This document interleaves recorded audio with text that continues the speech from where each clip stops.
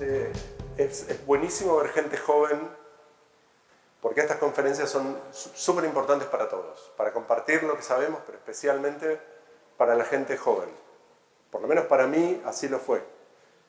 En el año 1994 había ido a una conferencia, la Conferencia Europea de Tecnología Hipermedial.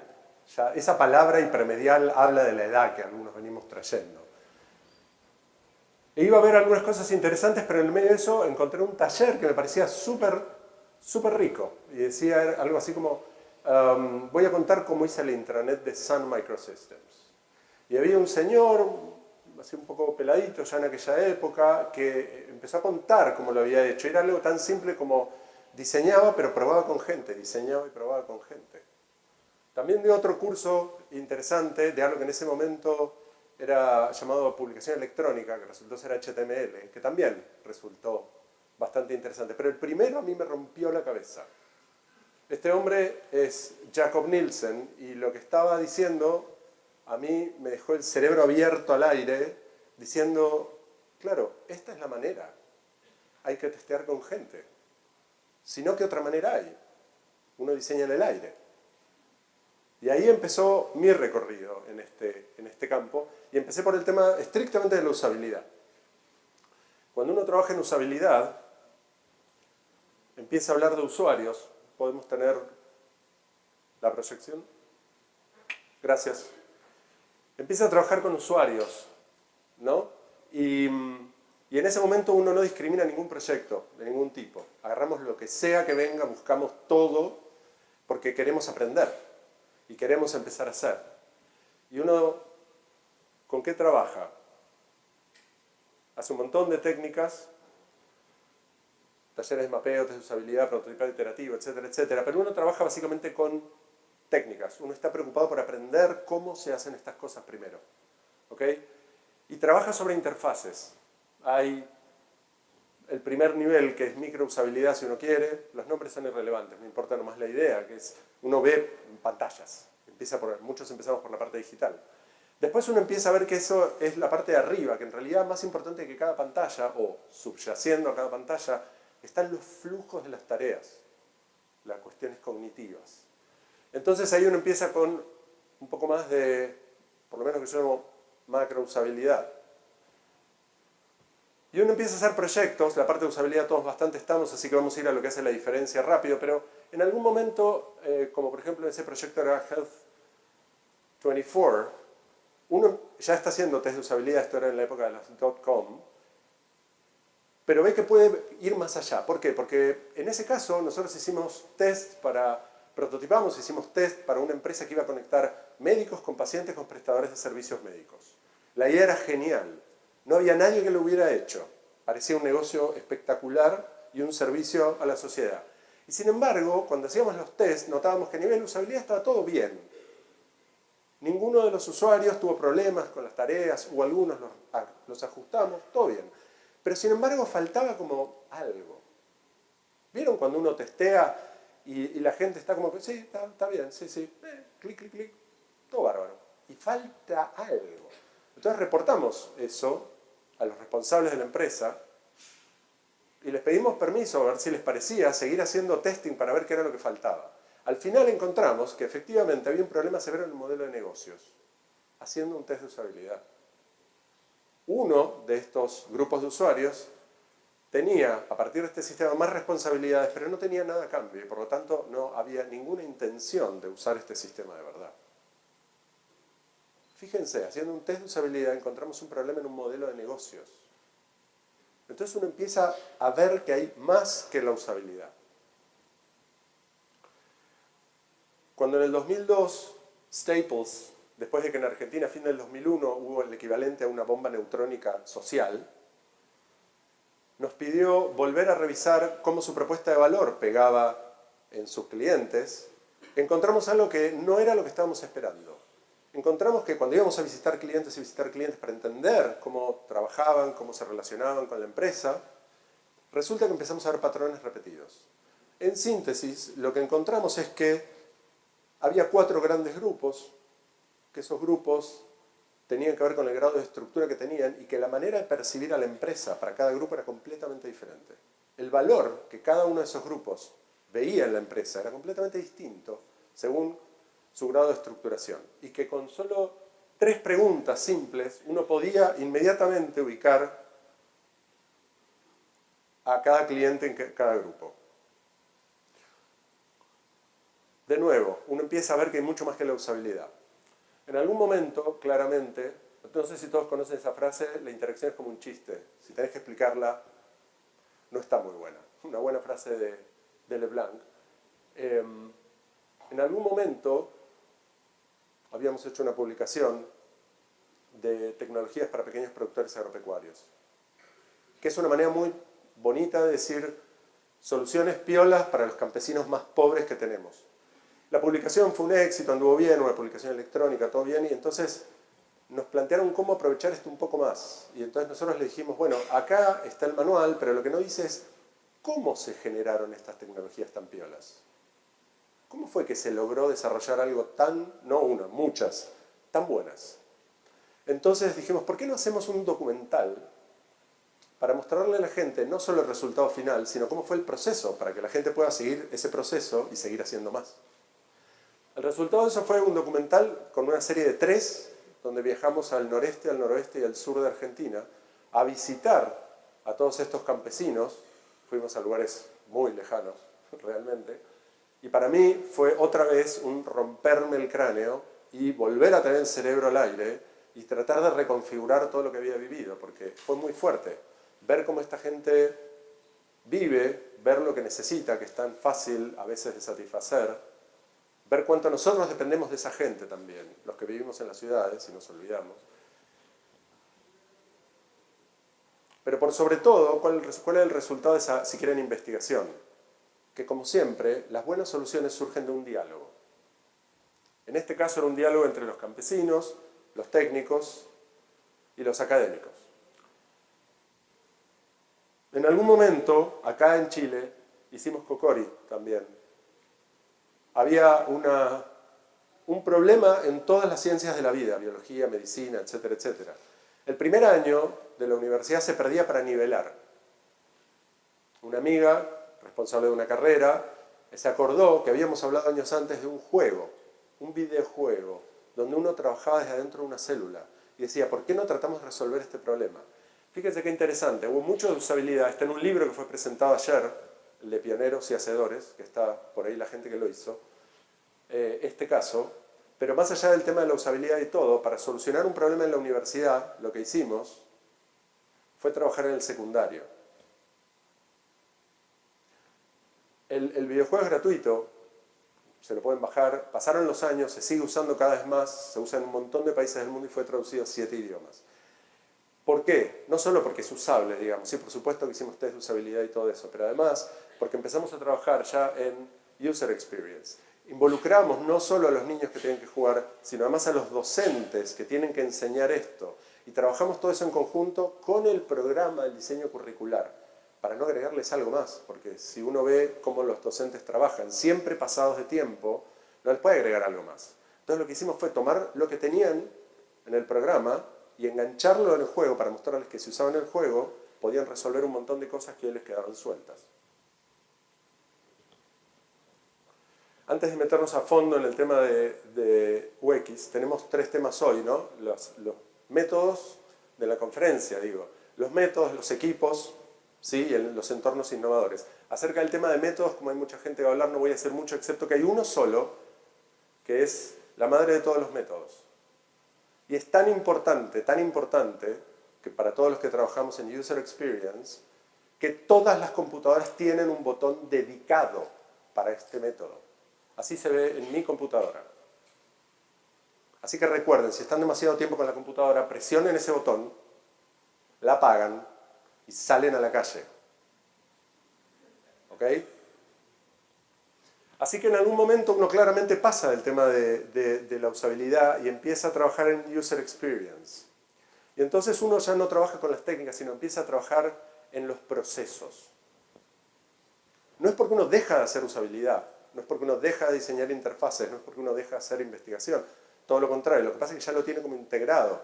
Entonces uno puede empezar a ocuparse de otras cosas más. Y se trabaja con procesos. Y en vez de crear interfaces, uno empieza a crear sistemas. ¿Ok? Uno empieza a trabajar con modelado de sistemas.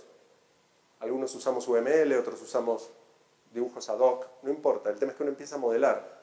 Empieza a involucrar más gente. Empieza a hacer más investigación.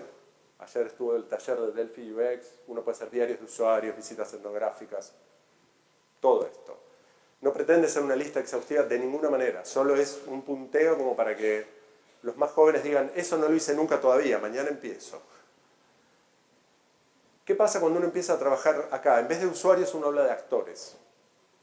Porque yo puedo tener un sistema donde tengo un grupo de usuarios súper específico, o varios, pero hay un montón de gente alrededor que hace que ese sistema funcione. Y si yo no presto atención a esos otros, a la larga el sistema va a sufrir y los usuarios también van a sufrir.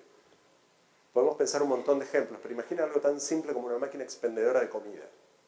¿Ok? El usuario es el que compra y saca la comida.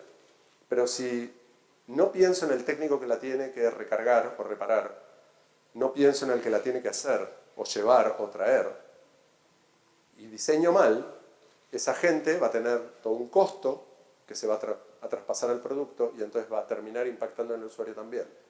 Entonces uno va abriendo el foco de con quién trabaja. Primero en los usuarios y después son todos los actores de un sistema.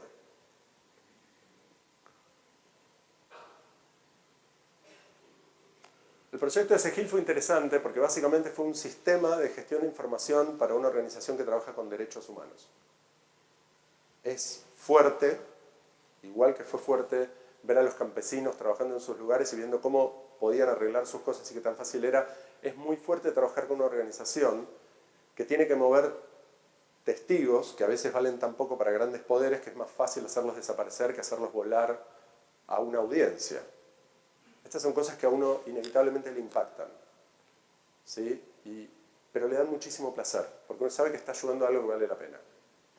Mercado Libre. Mercado Libre probablemente es una de las empresas más conocidas en toda Latinoamérica, es una de las más grandes y es una de las que más hace UX desde hace más tiempo. Habría para charlar un montón, hoy quiero solo rescatar un par de cositas. Por ejemplo, la importancia de las métricas, bien entendidas. Cuando hicimos el primer proyecto, la cantidad de ofertas de artículos ofertados en el sitio saltó un 200% de un día para el otro.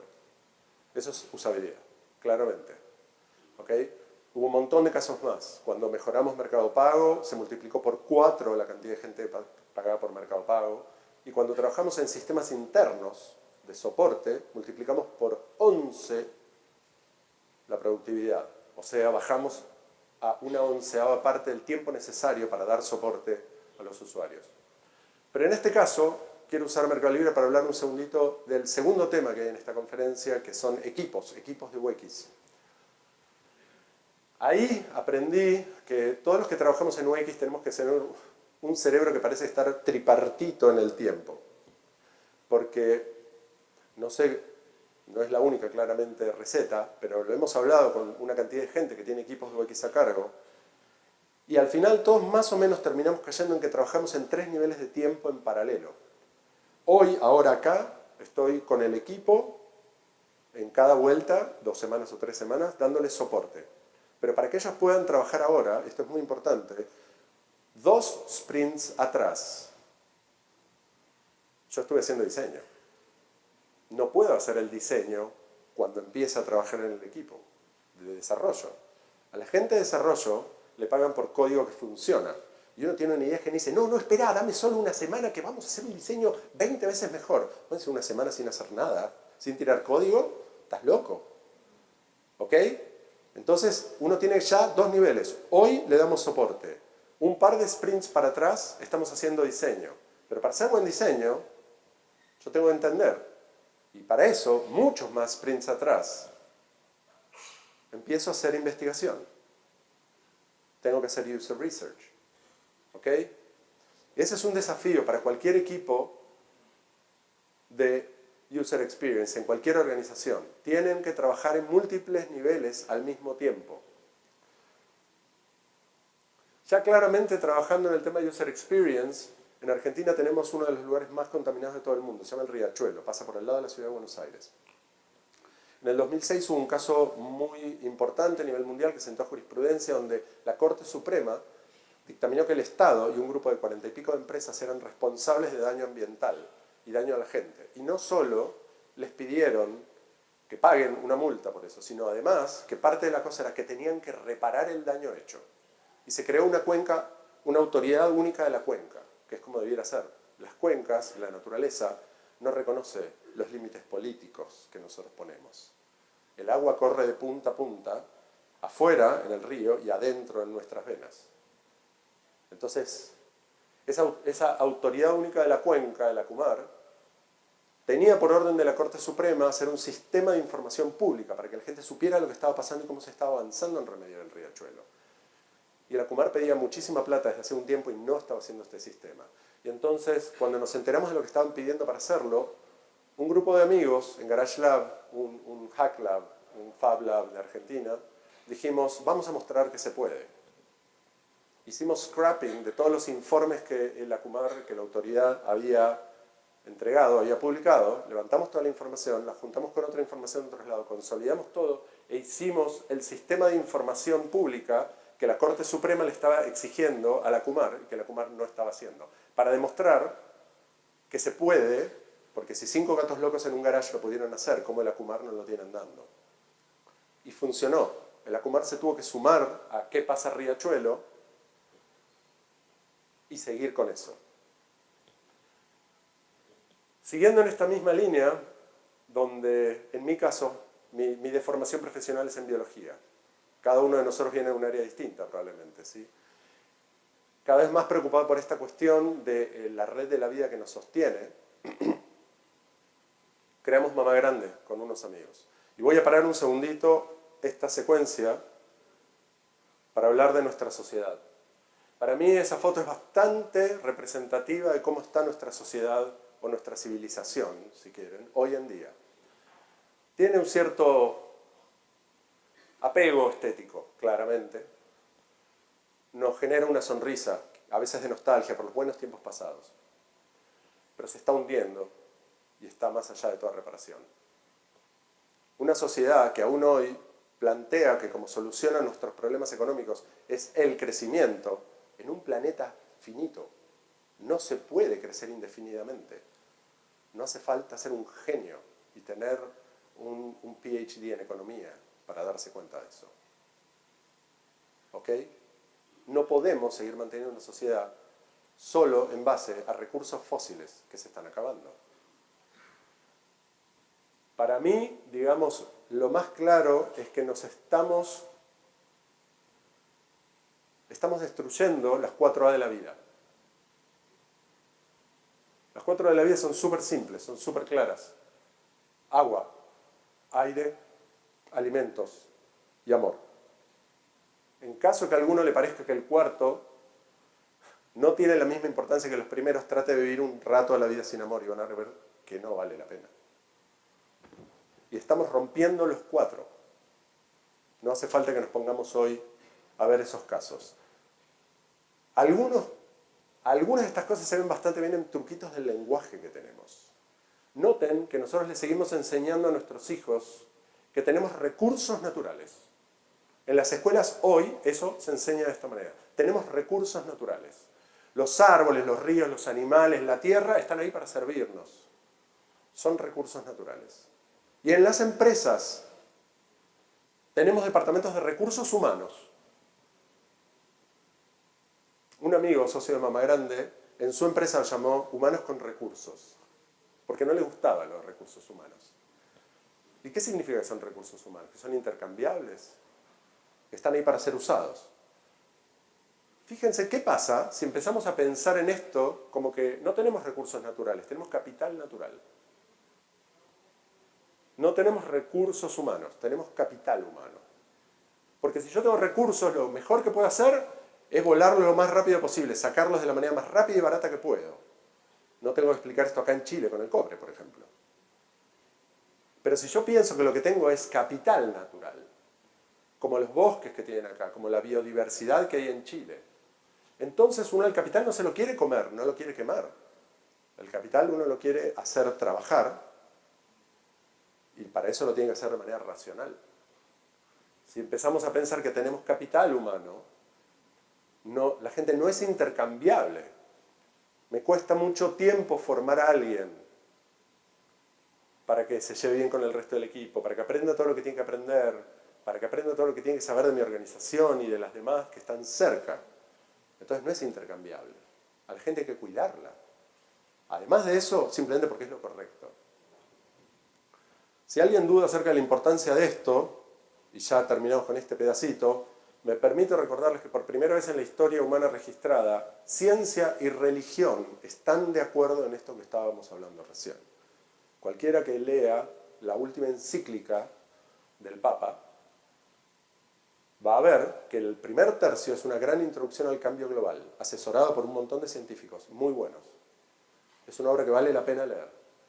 Volviendo entonces a esto, hacia el 2008 yo estaba bastante preocupado por todo esto. El nacimiento de mis hijos obviamente tiene que ver. Y entonces, con Enjambre, que es una aceleradora de empresas sociales, creamos Mama Grande. En Mama Grande estamos haciendo un proceso que limpia agua al mismo tiempo que genera biomasa con la posibilidad de hacer productos de alto valor a nivel industrial. O sea que limpiando agua generamos algo de valor que necesitamos. ¿Ok? Lo más importante para mí de Mama Grande hoy es chequear cuántos saben acá qué es una empresa social. Levanten la mano los que saben qué es una empresa social. Bien, algunos, muy bueno. Una empresa social es un nuevo tipo de organización, que es un híbrido entre lo que conocemos en general como una ONG o una OSC, una organización de la sociedad civil, y una empresa. Y que a nosotros nos gusta explicar como una bicicleta. Porque, no solo porque la bicicleta es uno de los mejores inventos de la humanidad en cuanto a eficiencia, sino porque, como la bicicleta, la rueda delante es la que te da dirección. Eso es la misión de una ONG, digamos. ¿Ok? Puede ser en cualquier área, puede ser en educación, en salud, alimentación, lo que sea, absolutamente. No importa. El tema es que en vez de como las ONGs hoy funcionan, que es que como no tienen plata, se la piden a una empresa, que lo único que hace es plata, y para eso destruye todo lo que hay alrededor, muchas veces, no todas, pero muchas veces. Una empresa social lo que hace es hacer de su misión algo que dé plata. El objetivo no es hacer plata, sino que es para poder mantener andando a la organización, para poder seguir haciendo el bien. Uno transforma el hacer el bien en algún tipo de producto o servicio. ¿Ok?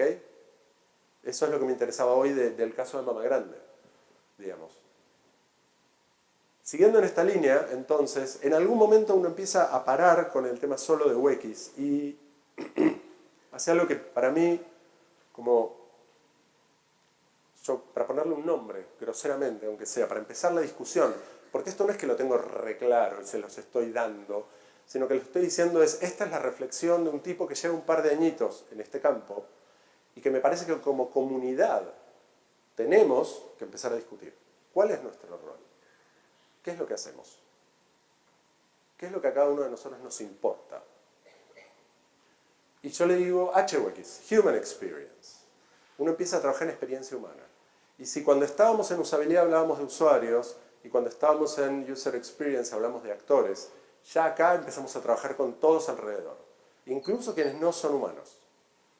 ¿Y saben por qué? Aunque uno fuera súper egoísta, no podemos vivir sin esa red de la vida alrededor que nos sostiene a todos. En esta línea siguieron otros proyectos. Hicimos Ciclania, también acá en Chile, un videojuego que toma algo tan complejo como es el cambio global, que es cambio climático, cambio en el uso del suelo, cambio en la biodiversidad, etcétera, etcétera, y lo transforma a partir de un juego en algo que los niños pueden entender, para que lo trabajen desde la primaria. Está apuntado a niños de 9 años, 10 años, 11, y funciona muy bien. En el 2000, ni me acuerdo, 13, 14, hicimos el Festival de Diseño Inclusivo con el Movimiento de Diseño Inclusivo. Hay un mensaje muy importante del Movimiento de Diseño Inclusivo, que cuando diseñamos para todos, y estoy pensando primero en la gente que tiene algún tipo de discapacidad, nos beneficiamos todos. Y ese todos es todos nosotros. Porque a ver, cuando hay una bajadita en la esquina, que en principio es para la gente que tiene silla de ruedas, pero ustedes ven una madre con su niño en un carrito, ¿por dónde baja? ¿Por la rampa o prefiere bajar así tipo escalón? Cuando ustedes vienen caminando, ¿prefieren bajar por la rampa o saltar el escalón? Hay un montón de ejemplos, todo alrededor nuestro, de cuando empezamos a expandirnos realmente en nuestra conciencia e incluir a los demás en nuestras soluciones son mucho más valiosas para más gente. Solo para cerrar,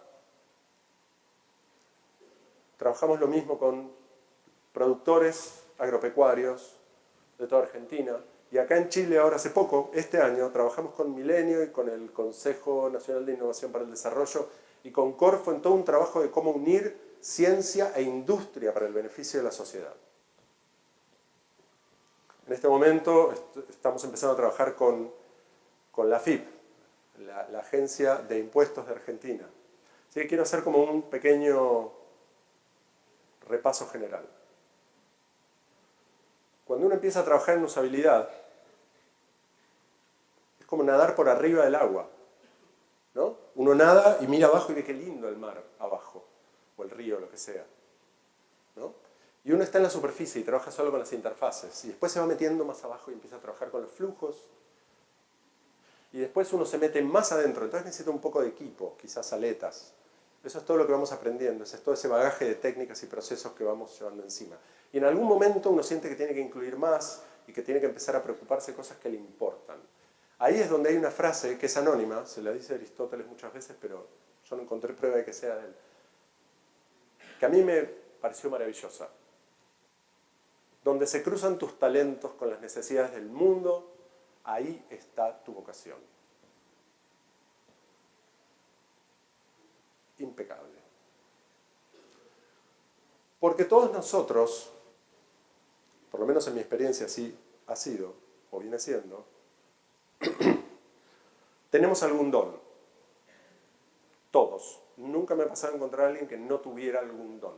A veces ese don es obvio, como la gente que no se toca muy bien la guitarra, digamos, es obvio. A veces ese don no es nada obvio, puede ser privado, puede estar oculto. A veces la persona no lo sabe. Muchas veces las personas no saben cuál es su don. Pero siempre está. Todos nosotros tenemos algo para lo que somos particularmente buenos. ¿Sí? Hay que buscar ese don, porque ese es el lugar desde el cual uno puede apalancar más cambio en el mundo. Y el otro pequeño concepto que quería tocar es el tema del trabajo. El trabajo puede ser muchas cosas, depende para cada uno. Para la mayor parte de la gente el trabajo es la manera de ganarse la vida. ¿Ok? A fin de mes cobro, pago la comida, pago la casa, el colegio de los chicos. Pero el trabajo puede ser mucho más que eso. Para algunos, el trabajo es la expresión más genuina de mi yo, mi ser en este mundo. Y lo mejor es cuando el trabajo surge de esos dones y se cruza y fluye desde ahí. Y uno ve eso, todos lo podemos reconocer, cuando hay gente que parece que hace magia. Parece que es tan fácil. Lo pueden ver en cualquier área de nuestra sociedad. Puede ver a un Messi que agarra la pelota y uno dice, y el pibe parece que ni siquiera respirara a fondo. Y se acaba de saltear 7 tipos, fue y metió el gol. O uno puede ver a un Pavarotti cantando y parece que ni siquiera hiciera esfuerzo el tipo para cantar. Y sin embargo, es increíble. Cuando uno logra conocer su don y lo pone en práctica, como todo hay que practicar, no es suficiente con tener un don, y eso lo vuelca en su trabajo, entonces claramente, cuando incluye a los demás, está empezando a trabajar en Human Experience. Y entonces, si al principio el foco estaba en las interfaces, luego en los procesos, acá nuestro foco está en entender las reglas del sistema y modificarlas. Y si antes lo que decíamos era trabajar creando interfaces y luego sistemas, cuando uno empieza a trabajar en esto, trabaja con organizaciones enteras, crea organizaciones o modifica las que están.